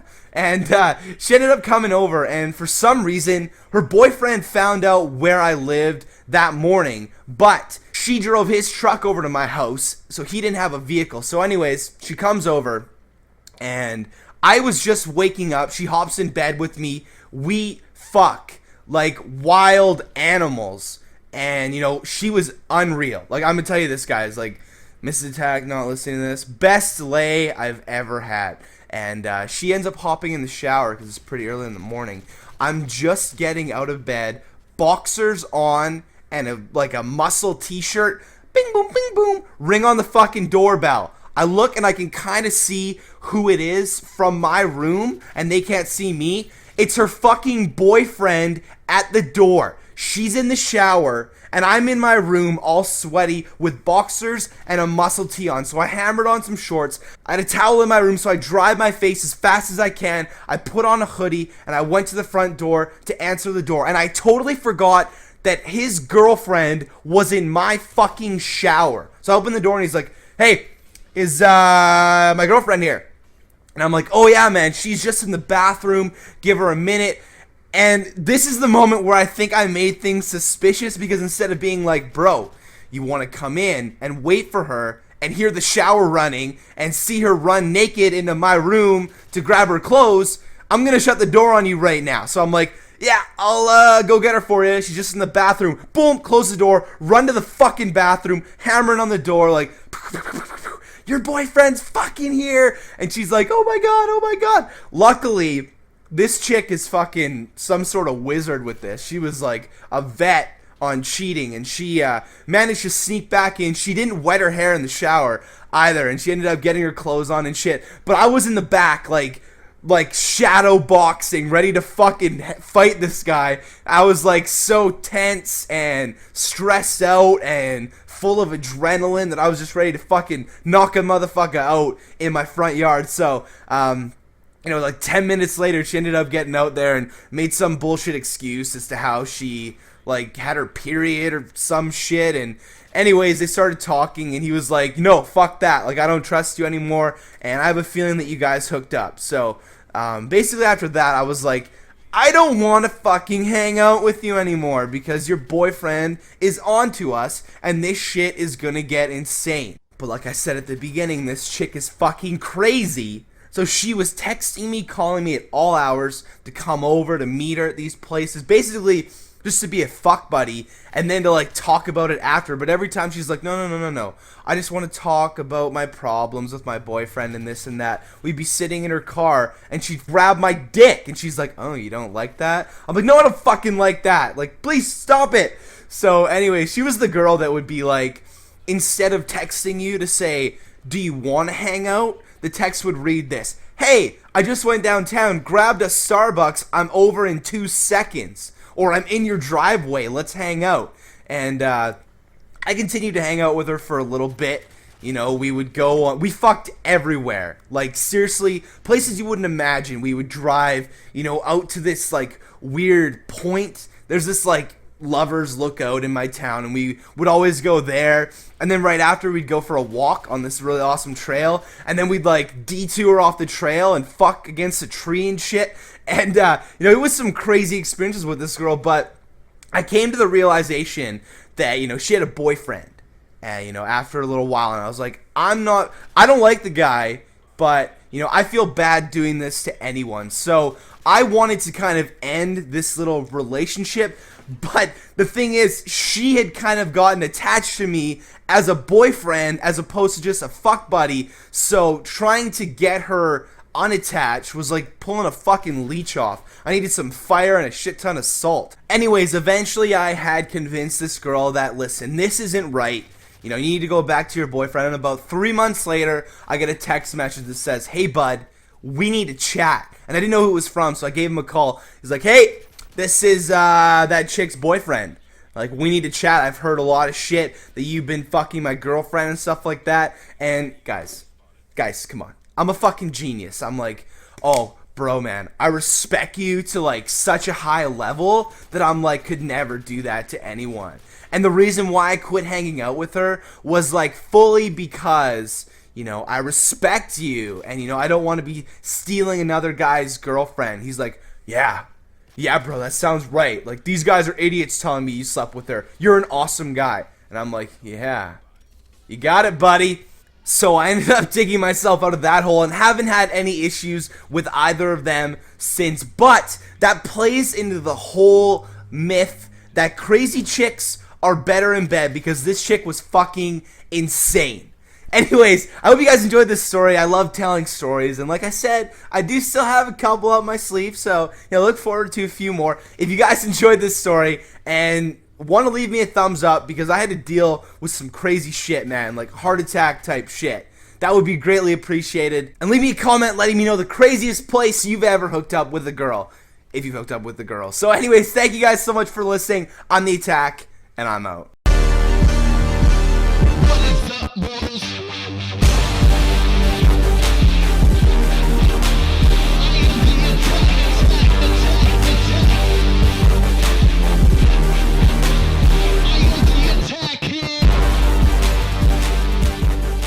What is up, mortals? I'm The Attacker. Hopefully you guys are having an awesome Sunday afternoon. And hopefully this video can just make it like 6.3% better. That's what I'm shooting for. Let's not aim for the stars here, guys. So, welcome to another episode of Commentary, where I go through the videos from the past week and pick my favorite, you know, the funniest and maybe the nicest and the douchiest comments, and I post them in a video. And one thing really quick before I hop into this story, I just gotta say, guys, there is like no hate on my videos. It's insane. It made me feel so good about myself. You know, usually there's those couple guys that are like, oh, hope you fucking die in a freak car accident because I hate you, and you probably like give blowjobs for free on the corner. But there was like none of those guys. Like the Zen was like totally there, guys. So anyways, yeah, I just want to thank you guys for being so polite.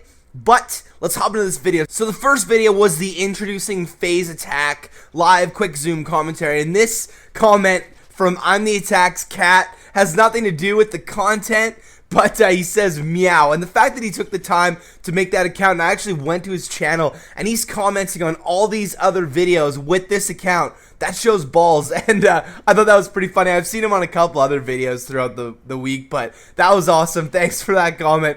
Now to the next comment from PC Pancake. It says, epic drunk live comm. Are you drinking lady coolers? Actually, I wasn't drinking at all. I am. Like back when I used to grab tall boys of wild berry 1 liters and drink them down at the beach. I am watching the aquarium channel now. That was so fucking random.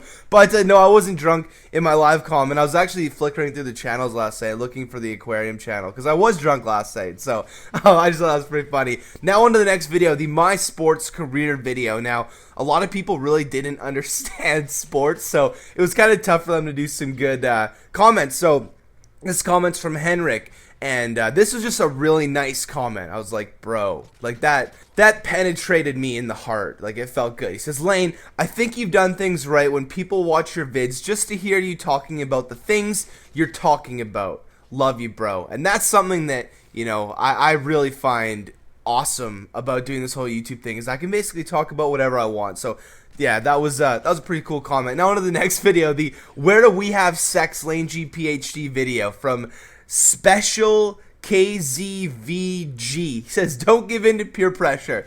Only the cool kids do. And that really made me think about it. Either they're cool because they gave into peer pressure, or just the nerdy kids are a lot smarter and aren't as stupid as the cool kids. So, the next comment is from Generic Lemley.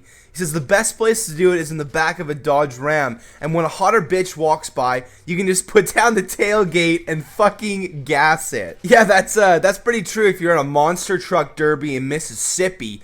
But the next comment is from Mr. Supreme Rewind. He says, it's still basically paying for sex if you pay for the gift card so you can fuck. And that is so true, but there's a gray area there, you know. You're not actually exchanging money with the female involved to have sex, so you can't get arrested for it. Now on to the next video, the awkward after sexting video. Mr. Saint Soldier says, I hate the bro code sometimes. It's fine when my friends can't go out with my exes, but fuck, when their exes are hot as fuck and you know the chick also has feelings for you, it feels shit. And that was the most contradictory statement ever. It's fine, you know, if they can't touch your exes, but you want to go out with yours. I don't think it works that way, bud. The bro code is a very binding, it's a binding contract that you cannot break. So the next comment was from Moss Waves. He says, that awkward moment when Laine just put some kid in the friend zone, and that was referring to the Dara email where she said that she's in love with her best friend and such. And I'm sorry, bud, but you will thank me one day if you are listening to this. And the next comment on that video was from SuperMonkey69. He says, bros before hoes, unless the hoes suck your penis. I think the best way to go about that is see if she'll do that while you're playing Xbox with your bros. Now, the last comment on this video is from Clay Shit. He says, no, I won't date my mom. And that's referring to, you know, the comment when I said, you know, would you date your best friend? That's cool that your mom's your best friend, buddy. You know, that's pretty cool. So the last email was the one I uploaded yesterday, the Storytime, the caught having sex, and the question I posed at the end was, where's the craziest thing you've done sexually related things with females? And CNBoy97 says space, and I just got a kick out of it. It was pretty funny. So the next comment is from Vaprix. He says, her boyfriend probably watched this and is coming to hunt you down right now. Start warming up, set up a cam, and give us a fight, man. They actually broke up. I checked on Facebook last night, so I'm pretty sure he doesn't watch my videos either. But if he did, I would definitely record it because I have him beat by about 50 pounds for sure. And the next comment was from Yiniskart. He says, yesterday at school, I was at a biology class, and we were studying the human body, and I'm like, sir, I watch IAmTheAttack, can I get out? And he's like, of course, you already know this stuff. And I actually tweeted this out. I thought it was pretty hilarious. And, you know, that was a pretty sweet comment. So the last comment on this video was from Will the Beast 141. And he says, so many virgins making up comments right now on where they had sex. I know a couple people put some ridiculous things like on top of her dad's face when he was sleeping or on his coffin, and it was very funny. So now on to the fun part of the week, the anal B Dirty Sanchez of the week. And I have two, because two people were so douchey I figured that I would give them the spotlight. The first one is Michael Skating. And he really knows how to put together a sentence. He says, what the fuck, Laine? You little prick. I saw fucking Quickzoom. Go fucking fuck yourself, you little poser dickhead. I think I said that right. I'm sorry for doing whatever I did to deserve those hateful words. But, yeah, go fuck yourself. So the next Anal B Dirty Sanchez of the week is Headshot Matt 3. Hi, Matt. So I'm reading this big long paragraph, but basically it's all translating into like a sentence, so I don't really need to read that whole thing. I'm a douche. My name is Matt. I have no creativity, and I figure this is the way to get big, and clearly it's working if I've been on YouTube for a year and have 199 subs. Don't promote on other people's fucking videos. It's the stupidest thing to do. And the kicker, the one that made this one, Anal B Dirty Sanchez of the week qualifying, is he says, I make money off my videos and I need to pay. Okay, yeah. So that is definitely the YouTube business tip of the week, is do the opposite of what this guy is doing. So anyways, go fuck yourself too, Matt. Now, on to the last comment of the week, the Laine's legendary comment of the week, to help give me a sense of self-worth and make sure that it's somewhat funny. I said, yesterday a lot of people posed the question, like, Laine, you got balls. Like, what if your girlfriend watches this video? I said, I'm not a rookie. You guys think I let Mrs. Attack watch these videos? And if she does, that's a spelling error there. I told her Storytime means subscribers send in their stories, and I read them.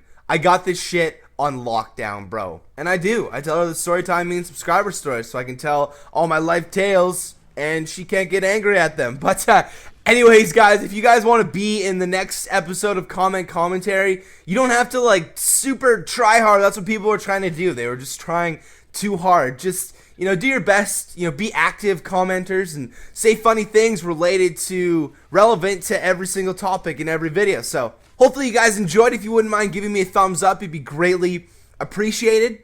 And leave me a comment with your thoughts on me commentating a commentary. Decipher that. Thank you guys so much for listening. I'm the Attack, and I'm out.